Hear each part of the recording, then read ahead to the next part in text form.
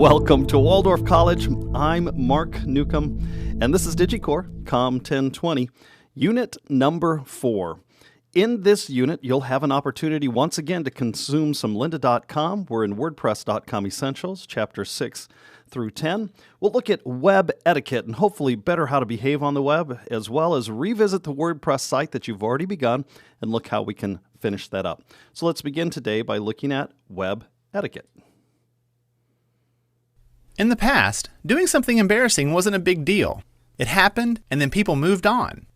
But now that things can be shared on the web immediately, those embarrassing moments can last forever and impact your reputation and those of your friends. Let's talk about what happens on the web. Search engines are constantly scanning it. Their goal is to take a snapshot of every word, picture, and video on the web and save it for search results. This means that once a page has been scanned, it may be there forever. Even if the image is deleted from a site, it may still be found in the future, which is when problems can occur. Think about it this way. If you share videos of yourself or others doing illegal things, or photos that make people look bad, it could seriously harm their reputations. And sometimes it's hard to tell. What seems like a funny photo today, yay, may look very different to someone who finds it in the future. Boo! By understanding a few things now, you can help avoid problems later. It starts with what you choose to put on websites. Sharing on the web can be fun and productive, but it could also cause problems. So it's up to you to think about the people in the photo or story, including yourself, before you share it. Would you want your grandfather to see this photo? Or a future boss? Once you click, you lose control of who can see the photo on the web. And no one wants to lose control. This means your friends have to depend on you to take responsibility for the images, stories, and videos you share on the web. Luckily, you don't have to share everything publicly. Find ways to share your life privately without having it scanned by search engines. And be careful using people's names. Names are easy for search engines to scan. Another step is asking your friends to think about what they share on the web. Let them know that from now on, you're going to take responsibility. Talk about the risks and what impact photos could have in the future. Agree to think before you click. This way, you can act goofy today and still have the respect you deserve tomorrow. Of course, you can't control everything on the web. If you feel a photo, story, or video could put your reputation at risk, you can take action. Contact the person who posted it and ask them to remove it. Taking action today can make it harder to find in the future. So the point is, sharing your life online can be fun and productive, but it can also mean losing control. You have a responsibility to help protect your reputation and the reputations of those around you. Think before you click. Search engines, it's their job to record all activity that happens on the web. That's what they do. So we should be aware that whatever we post, a search engine has actively been scanning the web, taking a picture of it, and archiving it. Even if we go back and delete a post, a pic, or a movie, it's most likely at some point that a search engine has already captured it and it's in the archive. We've all had experiences. What's funny today may not be funny tomorrow. Remember those search engines, you should consider posting as unlisted or private. Limit those who can see it. However, those with enough skill and motivation will still be able to see what you post. Cell phones are everywhere, so come to an agreement with your friends on what is and is not acceptable when posting about you. And it's only fair that you act responsibly as well. So WordPress.com, we have your personal site we've been looking at. You've already created your main navigation for home and resume, portfolio, your blog, and your contact. That was all a part of unit number 3. And the rest of this unit then is really talking about how do you populate and make the rest of your site. You populated home. Now it's time to go and actually populate the rest.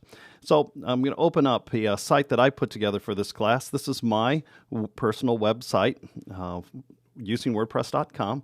An example, and mine's going to be a little different than yours depending on what your profession is and what you're hoping to do in the future. You can see my navigation goes across the top, and I have many of the things we talked about in class. They're here.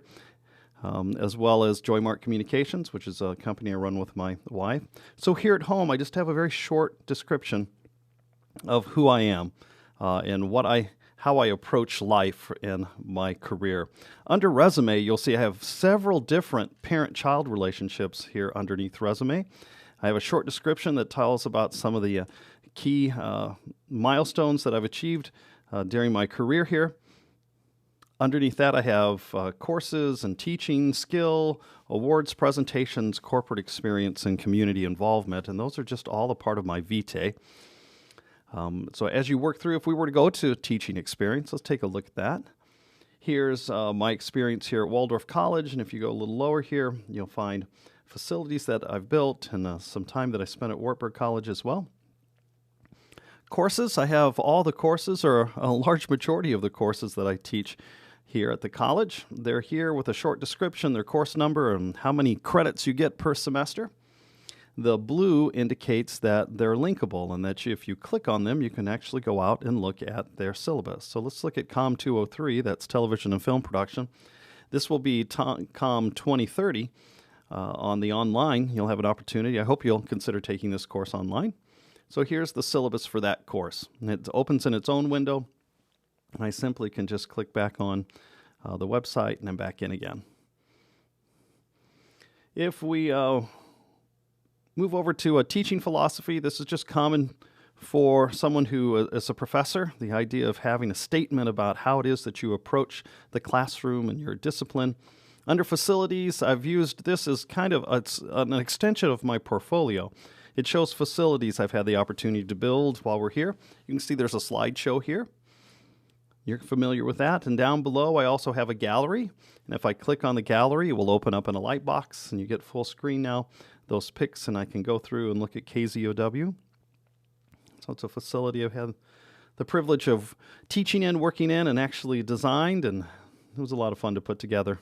It can be a monster sometimes to take care of. Here in production is, I have 3 main courses that create production. And I store away the student projects when we work together as a crew. They end up here. This is Advanced Media May course that normally makes shorts, or we take on a client and create an educational piece. Here's a piece that we did for a landfill of North Iowa. I was fascinating to actually go out and tromps around inside of a landfill. And we spoofed a Dirty Jobs kind of approach. So it was a lot of fun. Gabby Gonzalez there. We got to climb around on those big old machines, and just a lot of fun. The cool thing with YouTube is you can embed and watch it right within your WordPress site. So there it is.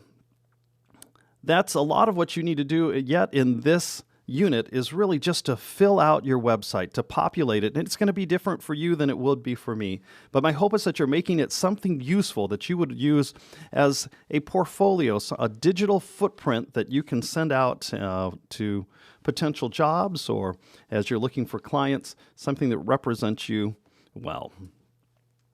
So in this unit, once again, you have the opportunity to consume some more lynda.com, WordPress.com essentials. We're in chapters 10 or 6 through 10. You will need to, while we're in this unit, you'll need to populate your remaining pages. I want to remind you that you need a picture on every page, that you'll want to have all your social media links. So far, we've done Twitter, Flickr, and Facebook, and that you'll need to include somewhere within your site a contact form. Well, once again, it was quick, but that's Unit 4. I'm Mark Newcomb. Glad to be with you. See you next time.